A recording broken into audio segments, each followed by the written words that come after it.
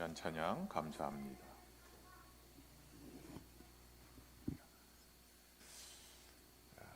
양반 제도도 없어지고 왕이라는 권위도 없어지고, 그래서 이 땅에는 이제 저마다 왕이 되었습니다.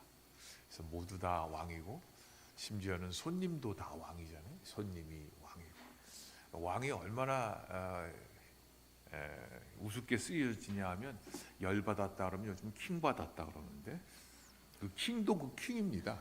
왕입니다. 모두 다 왕이다 보니 이 땅에 왕은 더 이상 존재하지 않습니다. 그리고 왕이라는 존재는 없지만 왕 같은 대안, 왕의 위치를 대신하고 있는 다른 것들이 등장하기 시작했습니다. 이러한 때에 우리가 성탄절을 맞으면서 왕으로 오시는 예수님, 그 왕이신 예수님은 도대체 나와 무슨 상관이 있는 걸까? 그 왕을 맞으라, 오늘 설교 제목인데,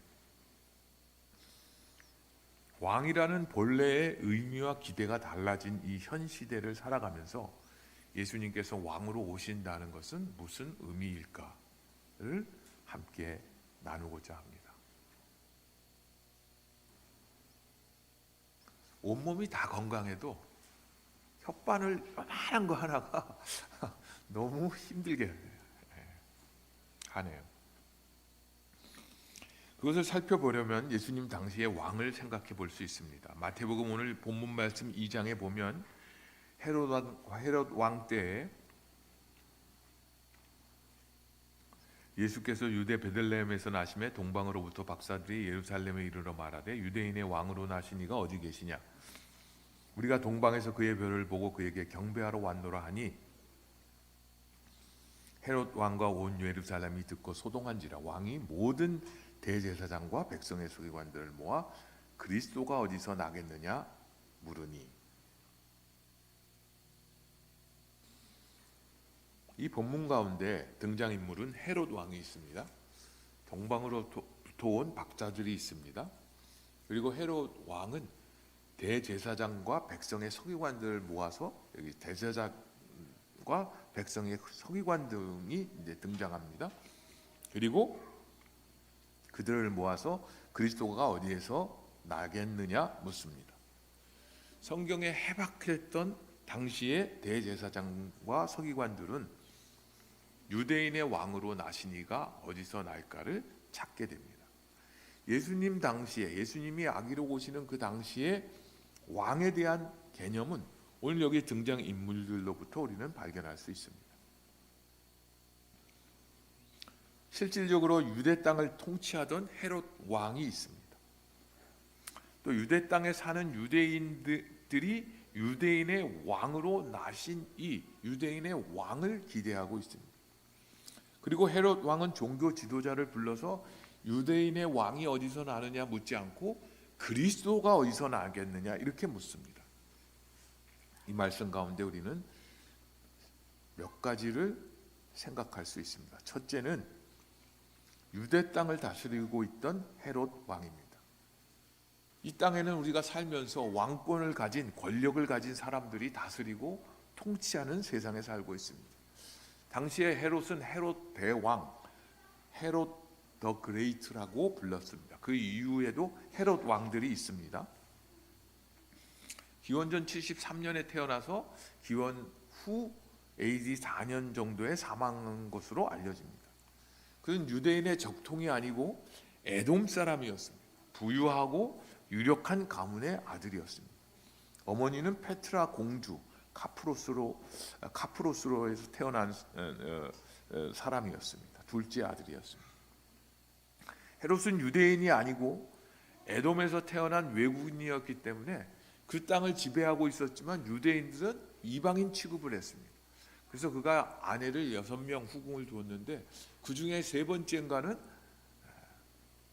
유대교의 대제사장 시몬의 딸과 결혼해서 유대인들의 신임을 얻으려고 노력을 했습니다. 그는 정권을 잡고 있다가 쫓겨나서 로마로 도망갔다가 다시 로마에서 유대인의 왕이라는 칭호를 받고 거기서 정치를 잘해서 유대인의 왕으로 유대에 와서 로마 제국에 의해 유대를 간접 지배하기 위해서 세운 분봉왕이 되었습니다. 34년간을 유대를 다스렸습니다. 그는 유대 사람들의 환심을 얻기 위해서 솔로몬 시대의 영광이었던 성전을 다시 증축을 합니다. 심지어는 로마 군인들이 함부로 그곳에 접근하지 못하도록 법령을 세워서 유대교 우대 정책도 씁니다. 수도 시설을 개선합니다. 가뭄 때는 이집트로부터 곡물을 수입해서 백성들을 먹이고 또 세금 감면 정책을 합니다. 사람들에게 인기를 얻었는데 로마 제국과 유대 땅 밖에 있는 유대인들에게는 많은 인정을 받았지만 유대교인들에게는 그렇게 인정을 받지 못했습니다. 그는 왕권을 노린다고 생각하는 사람들, 장모, 가족, 형제 예외 없이 처단을 했습니다. 그리고 예수님 탄생의 소식을 듣고 자신의 왕위를 지키기 위해서 유해 살해를 명령했습니다. 그는 그가 갖고 있던 왕권을 지키기 위해서 잔혹하게 정적들을 처단하면서, 그런데 그의 왕권은 로마로부터 인정받아서 부여된 것이었고 그는 영원히 통치하고 싶었지만 결국 사망을 하게 되는데 역사가들은 극심한 고통 속에 죽었다 그렇게 기록을 합니다. 이 땅에는 왕이 있습니다. 다스리는 사람이 있습니다. 통치하는 사람이 있습니다. 힘을 가지고 남용하고 오용하는 부패한 왕들이 있습니다. 구약 성경에 보면 북이스라엘과 남유다로 나눠졌는데 북이스라엘에 역 19명의 왕이 있었는데 성경은 하나같이 기록하기를 악했다라고 기록합니다. 남유다에 20명의 왕이 있었는데 그 중에 8명은 그래도 선한 왕이었다라고 표현을 하고 있지만 그들이 끝까지 선한 것은 아니었습니다. 세상을 다스리는 왕, 통치 권력은 영원하지도 공의롭지도 정의롭지도 않습니다. 우리는 이 땅에 살아가면서 이 땅의 권력을 갖고 있는 자, 에베소서 2장 2절에는 사탄은 공중의 권세를 잡은 자다 그렇게 말합니다. 그때 너희가 그 가운데 행하여 이 세상 풍속을 쫓고 공중의 권세 잡은 자를 따랐으니 곧 지금 불순종의 아들들을 가운데서 역사하는 영이라 그렇게 표현합니다. 이 땅의 권세를 쥐고 있는 다스리는 힘은 공중의 권세 잡은 자 사탄이고 요한복음 12장 31절 32절에 보면 사탄은 이 세상의 임금이다. 그런데 주님께서 오셔서 빛으로 이 땅에 오셨고 내가 온 세상을 심판하러 온 것이 아니라 세상을 구원하려 왔다라고 말씀합니다. 이 말씀은 세상의 권력이나 왕권은 사탄이 조종을 받기도 하고 그런데 이 사탄이 이 세상과 세상 사람들을 어느 정도 지배하지만 완전히 지배할 수는 없다. 왜냐하면 하나님께서 여전히 주권자이시기 때문이라는 것입니다. 믿는 자들은 더 이상 사탄의 지배하에 놓여 있지 않기 때문에 그것을 위해서 예수님께서 이 땅에 오셨습니다. 골로새서 1장 13절 14절에 보면 그가 우리를 흑암의 권세에서 건져내사 그의 사랑의 아들의 나라로 옮기셨다. 악한 세력, 사탄의 세력, 공중의 권세 잡은 자들이 흑암의 권세 아래 살고 있던 우리를 건져내서 하나님 나라의 하나님의 백성의 하나님의 왕권을 가진 자녀들로서 그 아들 안에서 우리가 살 수 있도록 속량 곧 죄사함을 얻었다. 성경은 그렇게 말씀합니다. 그러면서 로마서 5장 17절에 보면 한 사람의 범죄를 인하여 사망이 그 한 사람으로 말미암아 왕노릇하였은즉 범죄함으로 인하여 죄의 자손이 되어서 죄가 왕노릇하던 삶에서 은혜와 의의 선물을 넘치게 받은 자들이 한 분 예수 그리스도로 말미암아 생명 안에서 왕노릇하게 되었다. 하나님의 자녀의 권세를 가지고 살 수 있게 되었다라고 말씀합니다. 두 번째는 민족의 왕 유대인의 왕으로 오시는 이가 있다 말씀합니다. 유대인들은 바라기를 민족을 해방하는 해방자로 정치적인 메시아로 유대인의 왕을 기다렸습니다. 헤롯은 로마에 의해서 유대인의 왕이라는 칭호를 얻고 그것을 와서 다스렸지만 유대인들을 구원할 구원자로서의 메시아, 해방자로서의 메시아를 기대했습니다. 그래서 예수님께서 승천하실 때에 제자들이 마지막으로 예수님에게 물었던 질문, 사도행전 1장 6절에서 8절까지 보면 그들의 마음속의 질문은 이것이었습니다. 주께서 이스라엘 나라를 회복하심이 이때이니까? 하나님께서 하나님의 왕권을 가지고 다스리는 그 나라, 그것을 회복하는 때가 언제입니까? 라고 그들이 물을 때 예수님께서 때와 시기는 아버지께서 자기의 권한에 두셨으니 너희가 알 바 아니요? 오직 성령께서 임하시면 너희가 권능을 받고 예루살렘과 온 유대와 사마리아와 땅끝까지 이르러 내 증인이 되리라. 이스라엘 사람들은 그들을 외세의 압제에서 구원해낼 유대인의 왕을 기대하고 있었지만 하나님께서 보내시는 왕은, 이 사람들을 구원해낼 자로 오시는 그분은 성령께서 임하셔서 권능이 임하는데 유대 땅만에 머무르는 유대인의 왕이 아니고 예루살렘과 유대와 사마리아와 땅끝까지 이르러 하나님께서 나를 하나님의 자녀로 하나님의 나라 백성으로 만들어 주셨습니다를 증언하는 사람이 될 것이다. 그렇게 말씀합니다. 그들이 원하는 유대인의 왕은 이스라엘을 정치적으로 권력으로 해방케 하여 국가를 회복하는 왕을 기다렸습니다. 그런데 하나님의 계획은 유대인의 왕으로 오신 그분은 그 유대에 머무르는 분이 아니라는 것을 우리에게 알려줍니다. 2025년 왕으로 오시는 예수님을 맞는, 성탄절을 맞는 우리의 자세는 어떠해야 합니까? 왕으로 오시는 예수님은 우리의 삶, 나의 현재의 환경, 내가 머물고 있는 가정, 이 사회의 지역을 넘고 경계를 넘어서 하나님의 다스리심이 펼쳐지는 것, 그것이 왕의 오심입니다. 여러분, 우리의 삶을 내려보면서 선물로 오시는 예수님, 나를 위해서 오시는 예수님, 그런데 내 삶의 영역 가운데 아직도 내어놓지 않은 그 영역, 그곳에 주님이 다시 오셔야 되고 그곳에 주님께서 다시 다스리셔야 됩니다. 설교를 준비하면서 짜증이 났어요. 말이 안 나와요.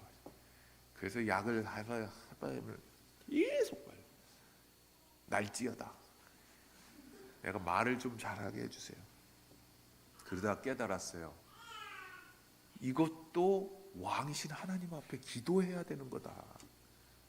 우리의 삶에 당면하고 있는 수많은 문제들을 우리가 바라보면서 내가 갖고 있는 나의 경계를 넘어서는 하나님의 온전한 왕권으로서의 다스리심을 기대하고 꿈꾸고 소망하는 때가 이 성탄의 전이라는 것입니다. 여러분, 질병 때문에, 재물 때문에, 자녀 때문에, 직장 때문에, 여러분의 미래 때문에, 꿈 때문에 나의 필요를 채워주시는 그분, 나의 결핍을 채워주실 그분, 그 왕, 그 능력을 그것만 기대하고 계십니까?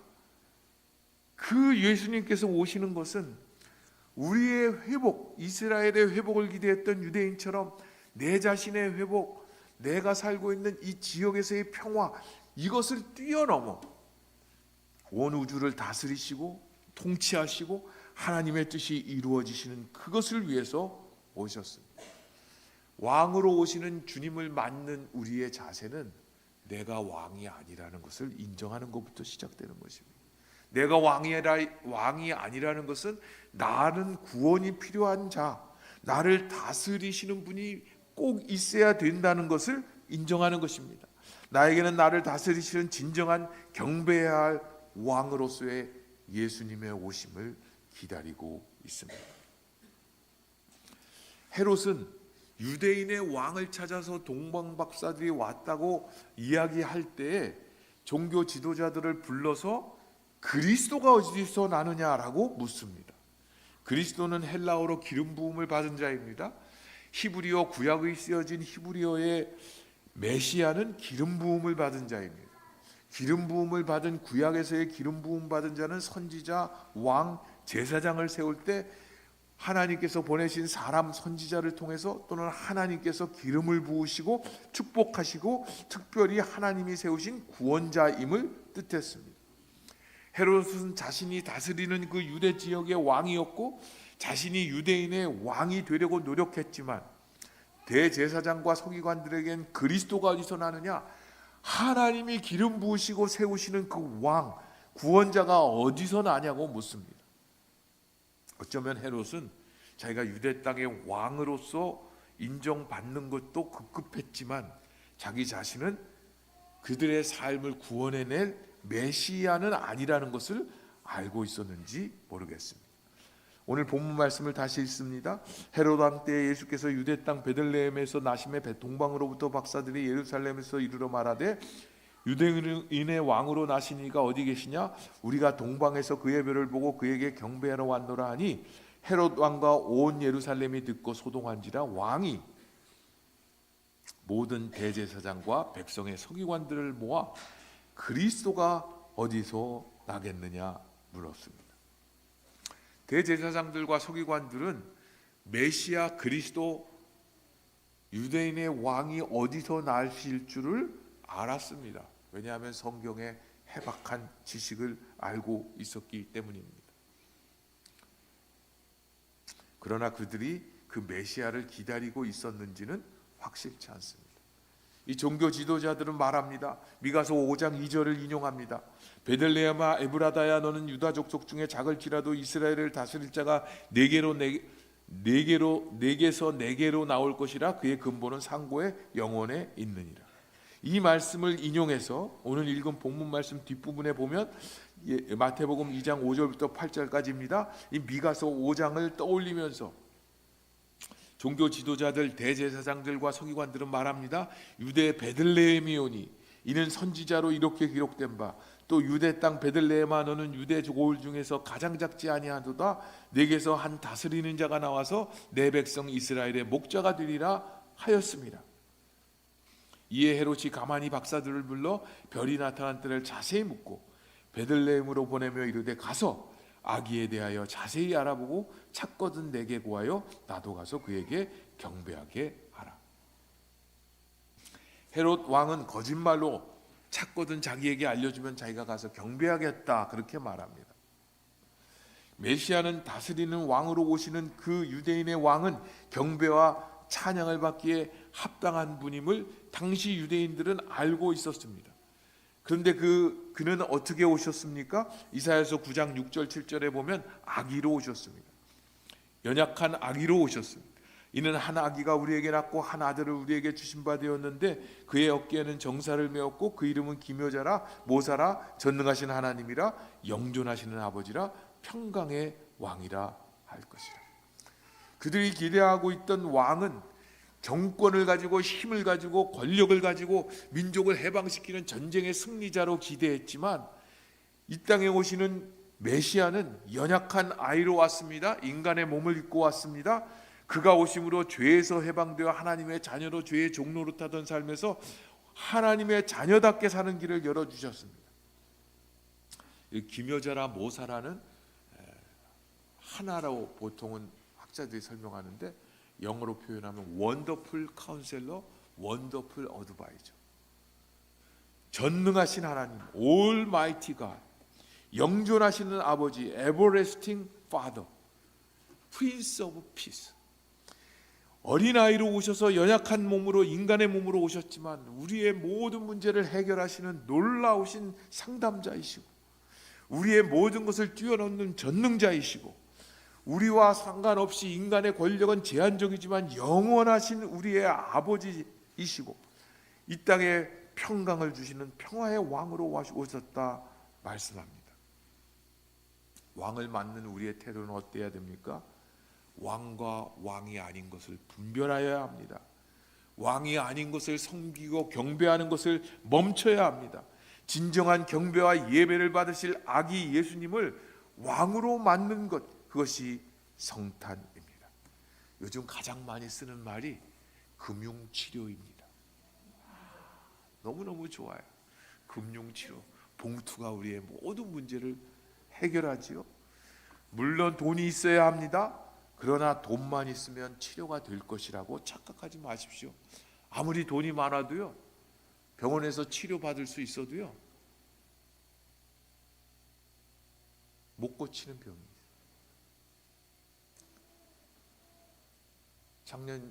작년이 아니죠. 올해 7월인가 6월에 인도의 몇 조 부자가 골프 치러 갔다가 뱀에 쏘여가지고, 뱀이 아니지, 벌에 쏘여가지고 즉사했어요. 금융 치료로 치료가 될 수가 없는 부분이 있죠. 요즘 건강만 있으면 모든 게 다 된다고 생각해요. 저도 밤에 나가서 중량천 뛰지만 뛰는 인간들이 너무너무 많아. 뛰면 모든 질병이 해방된다는 아주 마라톤 전도사들이 얼마나 많은지 몰라요. 여러분, 아직도 내어놓지 않은 그것으로 왕을 대신하고 있는 내 삶의 왕들을 제거하는 것이 성탄절의 시작입니다. 정작 경배해야 할 대상들, 영광을 돌려야 할 그 대상들을 제거하고 꼭 영광을 돌려야 할 유일한 대상, 경배해야 할 그 대상, 왕이신 예수님을 맞이하는 것입니다. 내 삶의 결핍과 필요만을 채워주시는 편협하고 조그마한 존재로서의 왕에서 이 온 땅을 다스리시고 내 삶과 가정과 이 나라와 민족을 다스리시고 알고 계시는 그 하나님, 악이로우시는 예수님을 맞이하는 것입니다. 그 하나님의 뜻이 이루어지도록 죄의 종노릇하지 않고 하나님의 자녀답게 왕노릇하는 삶을 살기를 소망하는 것, 그것이 왕으로 오시는 주님을 맞는 것입니다. 종노릇하던 삶에서 왕노릇하도록 주님께서 이 땅에 오셨습니다. 성탄을 맞으며 왕으로 오시는 주님을 활짝 영접하십시오. 성탄은 왕이신 예수님이 찾아오심을 경배하며 왕으로 내 삶을 다스려 주시기를 소망하며 그 왕을 기쁨으로 맞는 날입니다. 시편 24편 7절 10절 말씀을 읽고 마칩니다. 문들아 너희 머리를 들지어다. 영원한 문들아 들릴지어다. 영광의 왕이 들어가시리로다. 영광의 왕이 누구시냐? 강하고 능한 여호와시요 전쟁에 능한 여호와시로다. 문들아 너희 머리를 들지어다. 영원한 문들아 들릴지어다. 영광의 왕이 들어가시리로다. 영광의 왕이 누구시냐? 만군의 여호와께서 곧 영광의 왕이시로다. 하나님, 연약하고 죽을 수밖에 없고 흑암의 권세에서 사탄의 죄의 종노릇하던 삶에서 왕으로 오시는 주님 때문에 하나님의 자녀의 권세를 얻고 하나님의 자녀다운 왕 같은 제사장으로 살게 하기 위하여 이 땅에 오심을 감사합니다. 주님을 왕으로 맞음으로 우리의 삶이, 우리의 가정이, 우리의 직장이, 그리고 우리가 속한 이 사회와 국가와 이 세계가 하나님의 다스리심으로 기쁨과 평화가 회복되게 하시고 억눌리고 상처받고 슬퍼하고 연약한 이들에게 참된 소망이 들려지게 하여 주시옵소서. 예수님 이름으로 기도합니다. 아멘.